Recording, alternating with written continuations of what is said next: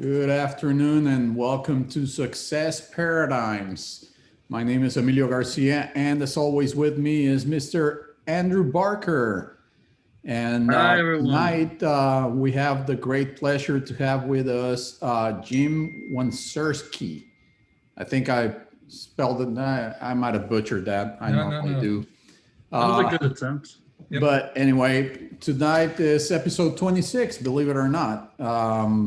With all the COVID and everything like that, we never knew if we were going to actually have this going. And it's episode 26. So, anyway, how are you doing today, Mr. Andrew?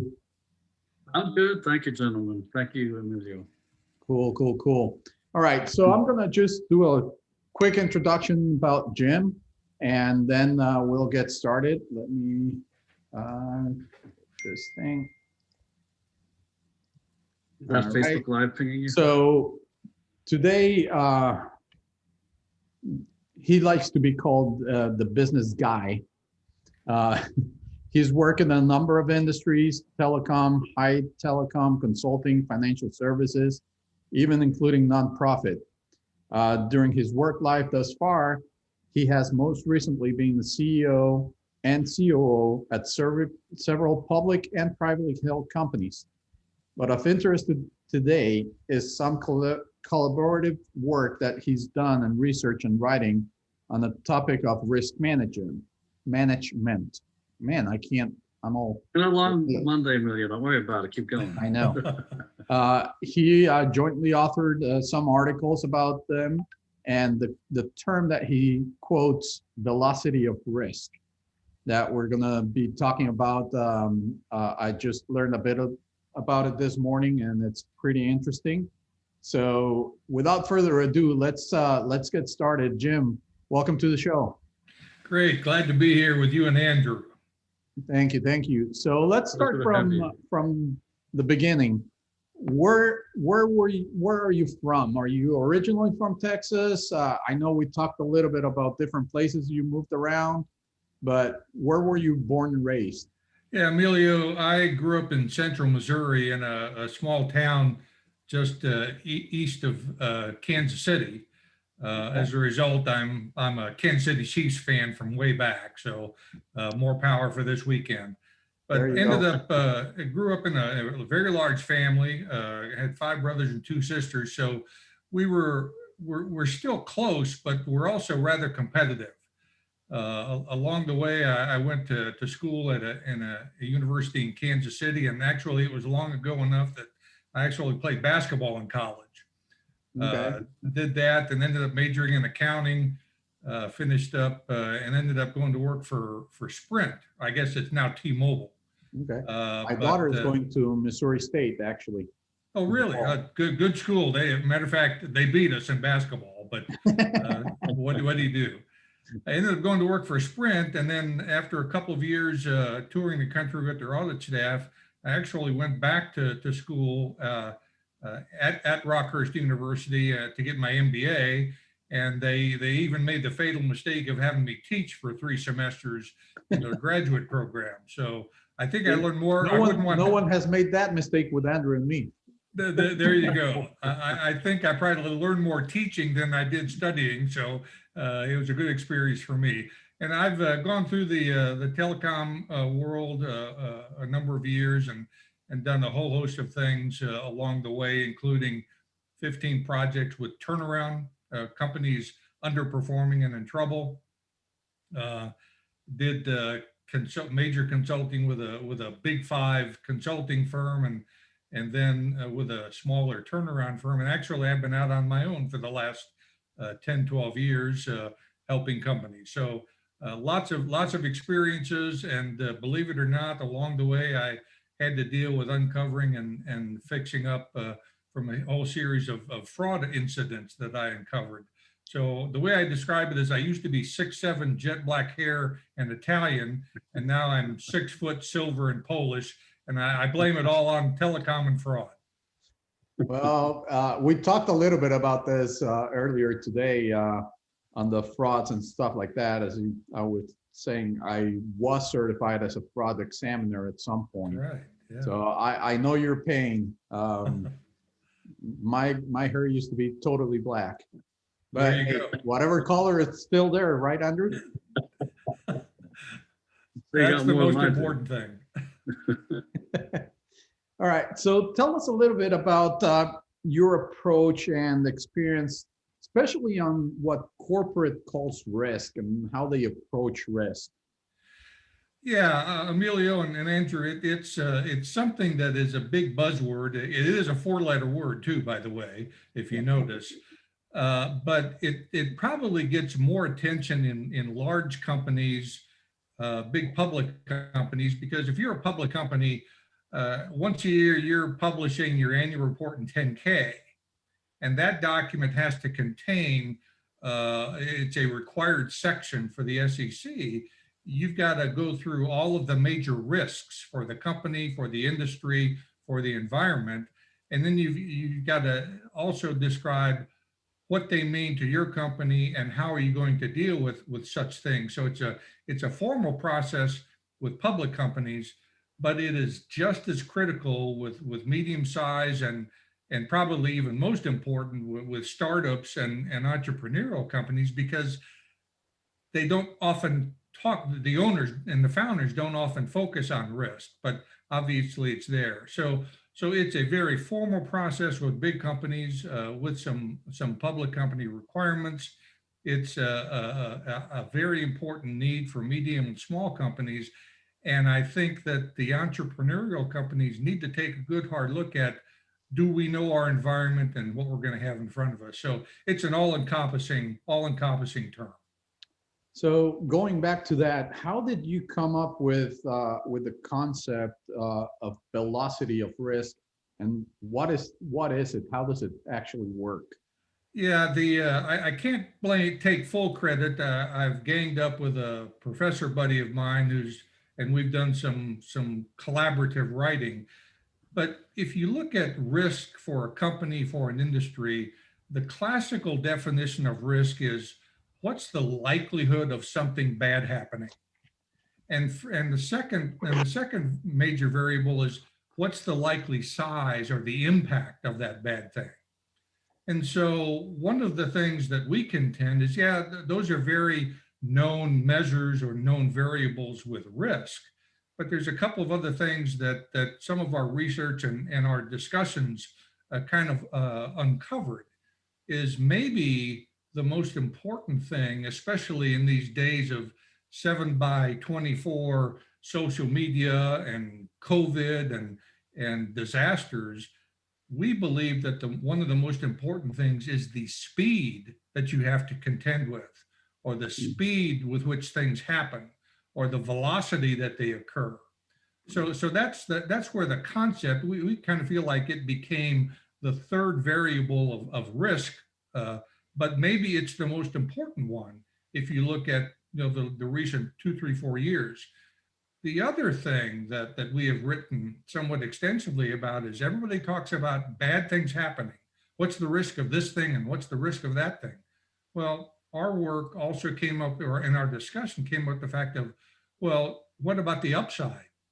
You don't want to put obstacles in front of an upside thing. So you need to understand how risk works on the upside. And we've got plenty of examples in some of the material we've written. So again, it's the two classical components of risk. We've introduced the third and tried to add some vocabulary. And we also feel like you've got to be conscious of the upside opportunity. And that's a lot of times something that's forgotten very quickly. Yeah, I think that goes in hand with what Robert Kiyosaki used to quote on his books. You have to take risk. Now, you don't have to be risky, right? Which is totally different. And that's where I think a lot of people get lost completely. Yeah, and just as importantly, there's so many things, books and articles and even movies about. I can think of one, and I'm a big Top Gun fan, but there's a quote in Top Gun where Maverick is saying to Goose, "I feel the need for speed." The need for speed. Well, that's our environment today, let's face it. And it probably always has been. But we felt like we've got to have some terminology that addresses that speed and how you deal with it. And then it's a function, we've even taken it further in terms of velocity. It should also help you prioritize what things you go after first and second and third, because many times if a big bad thing is going to happen really fast, you better deal with that one first. If it's a big bad thing that's going to happen slowly, maybe you've got some opportunity to do some planning around that one. And then if you're General Mills, for example, let's talk about a great big company. All of a sudden, a lot of people during COVID are eating at home and making a lot of their food. Well, they had to increase their capacity to be able to produce more cereal and flour and all the other things they make. So that was an example where their capacity was not limiting their upside opportunity with a great big global company. Right. So now that you mentioned and going on a tangent, being a fan of Top Gun, you excited about the new one coming out? Say that again? Are you excited about the new Top Gun movie coming out? Oh, absolutely. I've seen all of the previews that I can get my hands on, and let's face it, you hear those fighter jets fly overhead, man. That's the sounds of freedom. That's the sounds of freedom. Yep. I don't even know when they're releasing that one because I know every movie out there got delayed, and but there's two of them that I'm looking forward to. It's Top Gun and, believe it or not, Welcome to America, the second one. Oh, really? Welcome to Good. America, it's not a remake of the Eddie Murphy movie? No, it's a second part. He comes to America. Oh, okay. He comes back to I'm America. so far behind on pop culture. I'm looking forward to Top Gun. I think it may unintentionally be a comedy. We'll see. Yeah, the other one is definitely a comedy. And I can't wait to see the new Bond flick, which is also delayed. Yeah. And then, sorry guys, I'm even looking forward to Godzilla versus King Kong. But There you go. There you go. Okay, we'll get to you later. Now we know where to get our recommendations from. All right, so let's go back a little bit, Jim, if you will, because I think this whole velocity of risk, as you were saying, with General Mills and COVID, that one really got to be tested last year, and still up to today, it's still being tested, right? Because no one still, I mean, the velocity of response for pharmaceuticals and all that stuff, and I still think it's going to be a while until we see the light at the end of the tunnel. But that's something that really might have probably gotten you very, very busy last year. Yeah, it's true. And not only with big companies and actually doing some presentations and writing about it, but think about the local bakery. How quickly did they have to make sure they could keep distance within their shop? How quickly did they move to an alliance with Uber Eats, drive up stuff? And so the flexible, innovative, creative, I got to keep my business going, even with small businesses, had to be very nimble.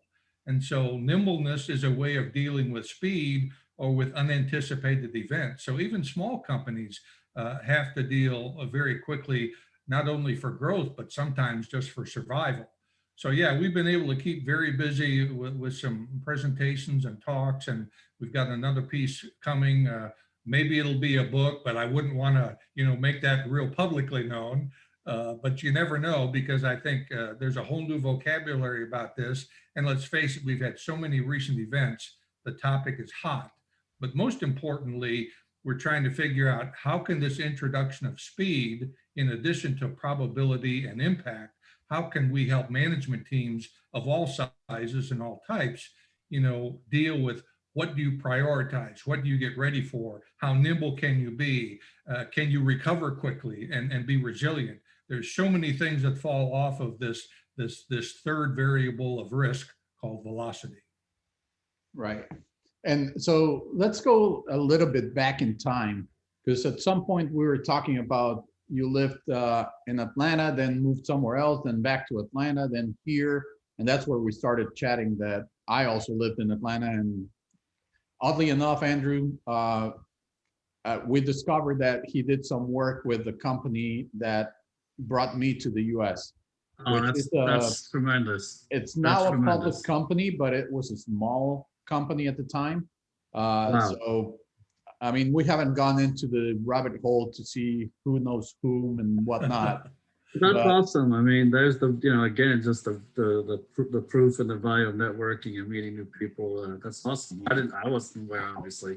yeah, we That's were going great. to start talking and see how we could connect to Kevin Bacon. There you go. Yeah, I think looking backwards, I ended up joining the telecom industry with what is now T-Mobile. But I spent probably 17, 18 years with United Telecom / Sprint, and did everything from accounting to information technology, to regulatory work. But I ended up joining a Sprint when they combined with GTE to form their long distance service. And then after that, it became the wireless portion of Sprint. So I ended up moving around the country. I think the way I describe it is at one point during one period of time in my life, I had 8 jobs in 6 cities in 8 years with 2 babies along the way. And the most important thing is we managed to stay together in spite of all that stuff.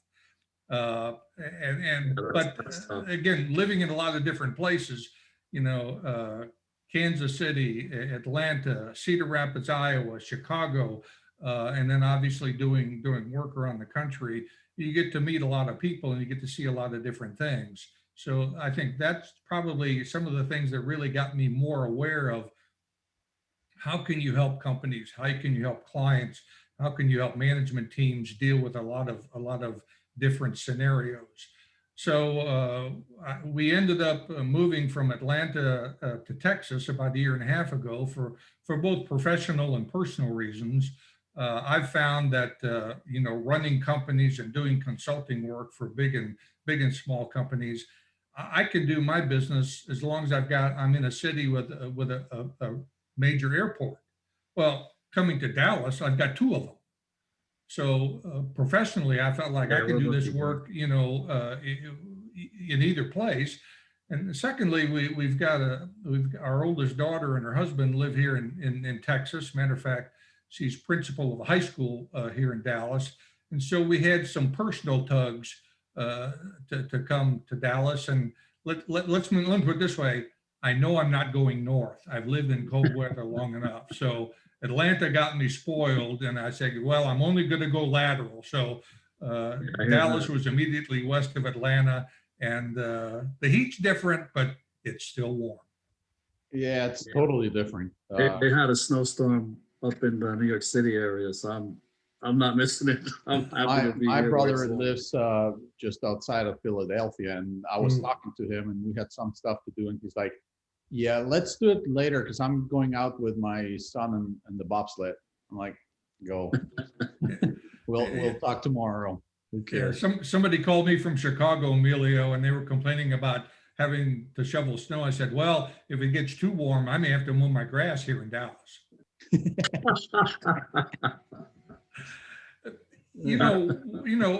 Again, looking historically, one other thing about this concept of velocity of risk, and every place I look, I see examples of this. And think about the levees in New Orleans. The Corps of Engineers has been telling the world, we've got to do something about the levees. It's going to be a problem, and that probably started 30 some years ago that New Orleans could have a problem. Well, nothing was done, or nothing substantive was done until Hurricane Katrina hit.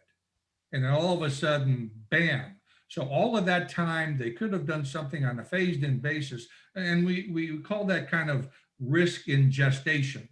That there could be a long time until an event occurs where you're in trouble. But it also says that at some point in time, you've got to take stock of what about those risks that are kind of festering and growing slowly. So you can be very quick risk and very quick to react in a fraud situation or hacking or something like that. And then you've got these long-term ones that just kind of grow on you and you lose sight of, hey, we should have been doing something about that a long time ago. So the time occurrence between when it starts and when the event occurs can be long, can be medium, or can be over the weekend. Right. And when you go to those on a personal side, on personal life, there's a guy that Jeff Olson wrote a book called The Slight Edge. Oh, And there on the you go. risk and reward, he says everything goes kind of parallel and you don't see much change, but all of a sudden it goes like that. And I think that's what I you're. haven't read that one. Okay. Oh, so it's basically, say the example of if you eat a pizza today, you're not going to be fat tomorrow. But if you eat a pizza every day, yeah, then at the end of the year, you're fat. That's a good analogy. Same Okay. thing as going to the gym or eating a salad, or he puts it as an example. Why do people smoke? Because if they smoke, it doesn't blow their head up right now. It'll get an effect 20 years from now, so they don't see it. But if you exercise every day, you go to the gym, you're not expecting a result tomorrow.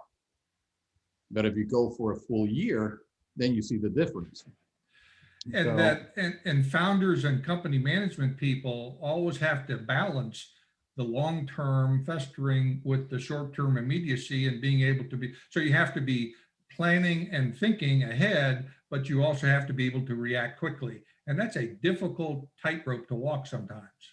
Yeah, especially in big companies, because as they say, big You know, monsters turn even in slowly. the smaller companies, I think they're so, you know, in my experience, which is less than yours, Jim, obviously, and Emilio, I know you've got a wide experience in this as well, but because they're not at that critical mass yet, they're almost at a growth at any cost kind of damn the torpedoes, you know, mentality, which is sort of their job, to be fair to them, right? I mean, that's why they're there.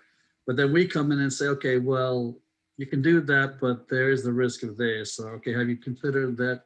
Maybe we don't always use the word risk, consider the four-letter word, or have you thought of the quote unquote the hidden costs of that? And you know, sometimes you literally get a dirty look, and other times, you know, but like it or not, that's the role we have to play. Yeah, it's kind of funny, Andrew. I've got a quote. I don't remember who wrote it, but one of the quotes I've come up with is "Move fast. Speed is one of your main advantages over large companies." So again, medium and small companies have to be just as aware of the impact of speed and velocity as big ones. And luckily, I believe, except for a lack of resources, a small company can be more resilient and react quicker because you don't have all those silos and all those people to deal with the politics. Yeah, definitely. Yeah, especially like even the self-employed can change tomorrow, That's right. but a major corporation, AT&T or something like that, just to get the word out is going to take a while. First, That's you right. got to That's right. get people to agree on something, which is the first challenge. But there's also politics in small companies too. So Yeah, there is, and in small companies, if it's family, then it might even get worse, right, Andrew? You've Oh got yeah, some absolutely. experience I in mean, those. family-owned companies are a unique realm within the, you know, small and middle market and startup space as well. The emotional aspect of everything weighs much more heavily and openly often. I mean, but that's all the more reason to look at these factors. Pardon me, Jim, you wanted to say something. well, I was going to agree with you, Andrew. I think the other thing is even not-for-profit firms have to be aware of not only the mission, but what's the environment doing. And so think about, you can probably think through several not-for-profit firms who've been dramatically impacted by COVID and maybe drying up of donations and things like that. So this concept of speed and adaptability and responsiveness hits everybody.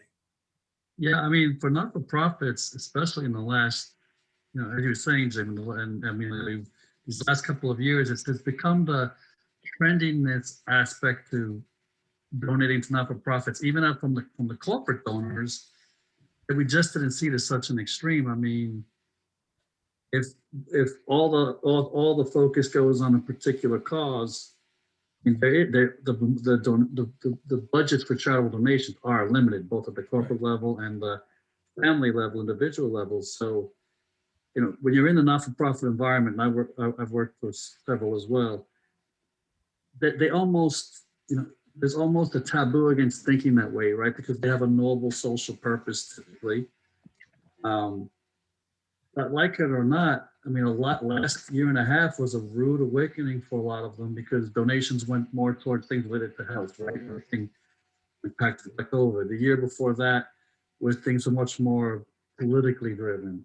And so many, and then many of them, quite frankly, their budgets have really been suffering. And add to that, many not-for-profits, especially here in the DFW in Dallas, where it's a very social, still shake someone's hand, look them in the eye, have a meal with them, break bread with them. We haven't been able to meet face to face for a long period of time. That's right. And for many of our not-for-profits here in DFW, they make 80% of their budget in one or two fundraising events a year, typically a dinner or a conference, right? What have you, some kind of one or two events. They've been really hard. They've been hit really hard. Now, to your point, Jim, sadly, they hadn't been trained to sort of think this way about the velocity of risk. Now they're being forced to, though they don't make an analogy. But yeah, the not-for-profits, they can use some help in this regard. Yeah, so if you think about them, it's not only having great leadership and a great mission and leadership that believes in the mission, but you've also got to have operational excellence, and you've got to have your eye on risk as well, including speed. So again, this concept touches all size companies in all different types. So again, there's lessons to be learned here across the board.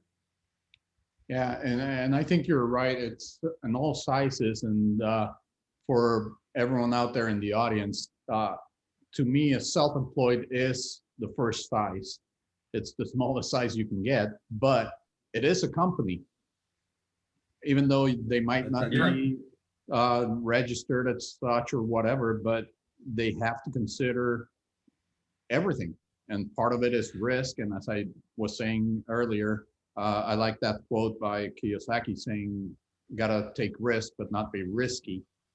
But if they don't know about it, they're never gonna, as Jim was saying, take the risk on the upside. Because everyone, right. I agree, you talk about risk and everyone's like, what's going down? No, you have the risk of missing the upside, which can be a lot of times as or even more devastating than the risk of failure. And in all fairness, even with sole proprietorships, I bet you're going to be a lot faster when your big customer calls for help than if a small one does. So again, responsiveness and speed and service, actually, to me, speed is a form of great service. So again, it touches everybody. Yeah, definitely. So what do you see going forward? Do you see a lot more change now coming up with vaccine and all this and getting out? Do you think there's going to be a lot more quick adjustments and different things, or do you think that will stabilize a little bit more? Yeah, Amelia, I think especially with all of us having to deal with COVID, the quicker the vaccine is out, the quicker we're doing face-to-face meetings, the quicker, the people are comfortable and feeling safer. To me, I just think the economy is going to come roaring back, and it's just a matter of how quickly we can get the vaccine taken, distributed across the United States. But I fully believe that without anything silly happening from the government side, I think this economy is going to come roaring back. And I think there will be a ton of companies who manage to survive through all of this. And they're going to not only need some help, but maybe they'll have a longer way to come back. But there's a lot of them that have been gone dormant. I think there could be a fair amount of turnaround work because those private equity firms that own some of those portfolio companies had trouble. they're going to need a different kind of leadership or a different kind of help. And then overall, as the economy comes back, I think there's just going to be lots of opportunities, especially in some of these service providers, restaurants, service companies that have been hit hard particularly. And there will be some consolidation too. To me, all of those things smack of there's going to be opportunity for all of us in a consulting environment, a leadership environment, in taking care of providing services. We all do. Again, to me, all sides are looking good. We just got to get past this hurdle. Very cool. Well, Andrew, any comments?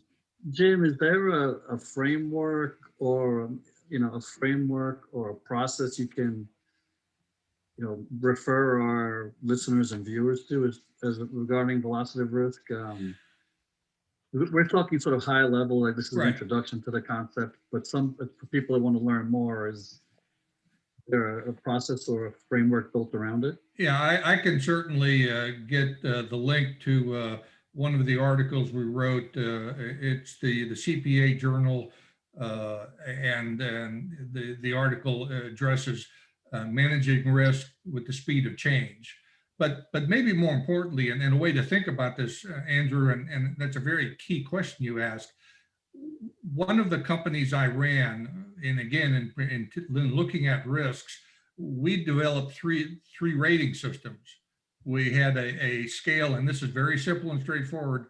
We rated the likelihood of a risk occurring, the size of it, and the speed, 1 to 5. And so, but we had all three elements. And so we would look at what's the likelihood of interest rates going up. It was an installment lender. Obviously, the likelihood of bad things happening, they were going to happen slow. So that was not only a low likelihood, but it was a low speed. But it was a major part of our business. So we constructed those three variables, quantified each of them with each particular risk, and then you can either add them together and rank them that way. You can multiply them together and have a weighted average. So there's some pretty straightforward formula around putting together that risk matrix and how you quantify each one, looking at the three variables. So that's one approach I've used, as a matter of fact, seeing others use it. But I think we also, especially with the professor and the work we're doing, we believe there's a model, a way to build a more sophisticated model and maybe even tailor it to type of industry. But that's a way to think about how do you quantify risks relative to the size, the likelihood, and the speed. And in your experience, is there someone best within the organization to take the lead role in this? Is it the CEO, the COO, the CFO? Yeah, someone else, or the big companies typically have a risk committee, but we kind of look at, it's got to be the CFO that takes the first pass at this, because they know the numbers, they know the key metrics, they know the key operational stuff, or if they don't, they better. But we kind of look at it's got to be the CFO, and maybe a combination of the CFO and the COO, or the general manager and the head finance person that takes the lead on what are our risks, number one. Yeah, I mean, two, how do we rank them? Yeah, in the real world, you just hit on it. This is something that they need to incorporate into whatever dashboard they're using. Yes, because and you've got to talk about it. It needs to become an ongoing conversation, because let's face it, things change. Yeah, and they change quickly. Definitely. Well said. More and more on the quickly side nowadays. That's right. Hence the need for velocity of risk. Yeah. So Jim, for our viewers that want to reach out or get a little bit more, I know you're going to send us one of the links to your articles. Where can they find you? They can find me. I've got a website, www.wanserskiandassociates.com. I obviously should have gone a lot shorter in the interest of speed. So I got a website. I'm always tinkering with it. And then I'm on LinkedIn with James Wanserski on LinkedIn. And I live in Dallas, so you can find the right one. There's only 2 of us out there, I think. And Very we're cool. related. All right, Andrew, any last words? Hey, no, this is fascinating. Yeah, this is a great introduction, and as you develop your concept, and let's have you back and see how this is getting applied. But it's one of those things that now that you've laid it out, it sounds so obvious. Okay, velocity of risk. But when you don't have it as part of your formal or even informal framework, it's sort of easy to overlook it. That's right. And so how do you bake it in for your company, your operation, your firm, your customers? So we got to keep working it. Yeah, thank you for working. All right, well, thank you very much, Jim. It was really, Thank you, really Jim. interesting. We'll have to talk again about Atlanta and those people that we might That's right. know in common in Small that world. company and whatnot. Right. And some stories from the fraud stuff, because I think those probably are fascinating. Yeah, they're But- fascinating, but we can't go into detail. Hey.